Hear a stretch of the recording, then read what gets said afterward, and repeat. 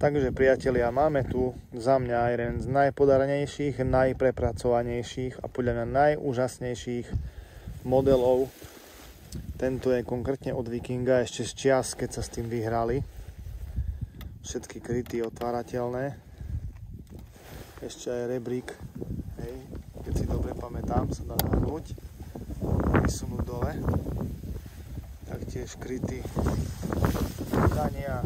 Dynamic Air Cooling sa dá otvoriť. Kryt motora sa dá otvoriť. Krásne prepracovaný motor. Všetko otvárateľné, nie jak dnešné Mars Models, že maximálne otvoríte zásobník, dvihnete šikmi, moták. Všetko pekne naznačené. Tu na krásny Conspeed. Totálne do detailov prepracovaný, naznačenie reťazov, sklopný, tu nám máte, pozrite ešte aj,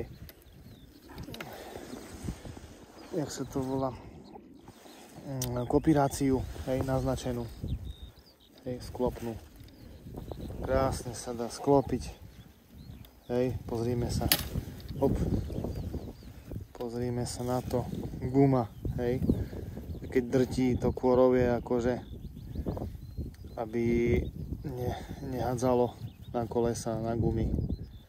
Perfektné proste, jak to tu je krásne. Strhávacie válce. Hej, drtič. Proste topka. Krajný, tiež pohyblivý. Hej, naznačenie kardánov. Proste topka model, fakt. Klobúk dole. Jeden z najkrajších, kabína na topku. Otvárateľné schody. Sklopné. Zábradlie.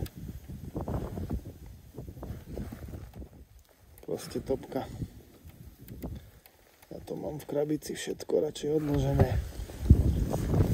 Krásny hybný na kolesách, ale to není model na hranie. Natáčacia náprava, výklopná rúra. Zásobník je ešte klasika.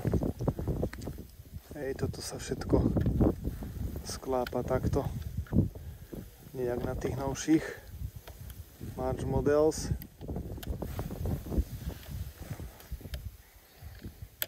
Ale za mňa model fakt perfektne prepracovaný. Pod deklami krásne znázornené remenice, hadice. Topka. Proste topka. Topka model.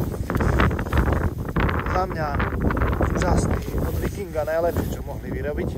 Ešte mám doma 780 a keď sa podarí, keď budem mať čas, tak vám natočíme 780, ale toto je dačo neuveriteľné. Úžasný kus.